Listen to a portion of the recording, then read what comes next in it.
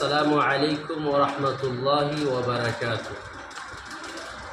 প্রিয় ভাই সকল, আমি আপনাদের সম্মুখে আজকে আলোচনা করব যে দুনিয়ার মধ্যে সবথেকে শ্রেষ্ঠ শিক্ষা কোনটা।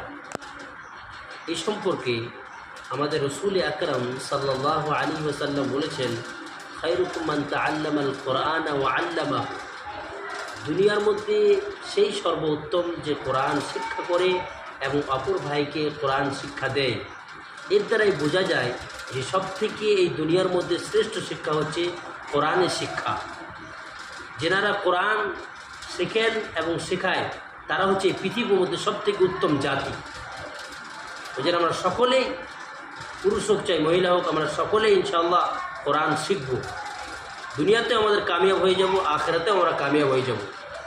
আর ধর্মীয় জ্ঞান আমাদের সকলকে অর্জন করতে হবে, কারণ এ সম্পর্কে রাসূল আকরাম সাল্লাল্লাহু আলাইহি ওয়াসাল্লাম বলেছেন, তলাবুল ইলমি ফরিজাতুন আলা কুল্লি মুসলিমিন ওয়া মুসলিমাতিন। প্রত্যেক নর ও নারীর জন্যে ধর্মীয় জ্ঞান অর্জন করা ফরজ। ওই জন্য সকলেই ধর্মীয় জ্ঞানটা অর্জন করতে হবে। হ্যাঁ, দুনিয়াতে চলাফেরার জন্যে আপনি বাংলা, ইংরাজি, হিন্দি শিখুন, অসুবিধা নাই, জায়েজ আছে, কিন্তু আপনাকে ধর্মীয় জ্ঞানটা অর্জন করতেই হবে। দুনিয়াতেও ফায়দা, আপনার আখিরাতেও ফায়দা। ইনশাআল্লাহ আমরা শিখবো তো।